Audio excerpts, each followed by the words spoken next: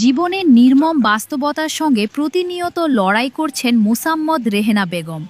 স্বামীর পরিত্যাগ, 4 কন্যা সন্তানের দায়িত্ব এবং চরম অর্থনৈতিক সংকট সব বাধা উপেক্ষা করে তিনি এখন বরিশাল নগরীর সড়কে রিকশা চালিয়ে জীবিকা নির্বাহ করছেন। পটুয়াখালীর বাসিন্দা রেহেনা বেগম বর্তমানে সন্তানদের নিয়ে বরিশাল নগরীর ধান গবেষণা সড়ক এলাকায় একটি ভাড়া বাসায় বসবাস করছেন।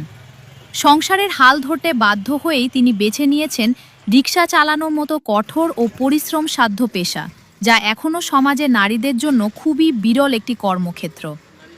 রেহেনা বেগম জানান, তার স্বামী অন্যত্র বিয়ে করে দীর্ঘদিন আগে তাকে ছেড়ে চলে গেছেন। এরপর থেকেই 4 কন্যা সন্তানের লালন পালন, শিক্ষা ও ভরণ পোষণের সম্পূর্ণ দায়িত্ব তার কাঁধে এসে পড়ে।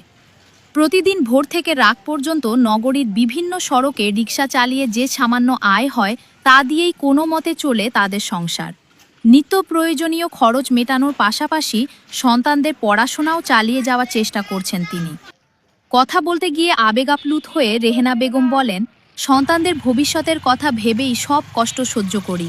যদি কেউ আমাকে একটি রিকশা কিনে দিয়ে সহযোগিতা করতেন, তাহলে ভাড়ার চাপ ছাড়াই একটু স্বস্তিতে সংসার চালাতে পারতাম। তিনি সমাজের বিত্তবান ব্যক্তি, দানশীল প্রতিষ্ঠান এবং সংশ্লিষ্ট সরকারি দপ্তরগুলোর কাছে সহযোগিতার আবেদন জানিয়েছেন।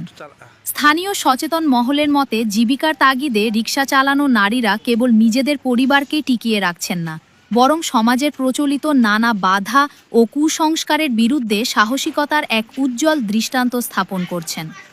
রেহেনা বেগমের সংগ্রামী জীবনও তেমনি এক অনুপ্রেরণার গল্প, যা মানবিক সহায়তা ও সামাজিক দায়বদ্ধতার গুরুত্বকে নতুন করে স্মরণ করিয়ে দেয়।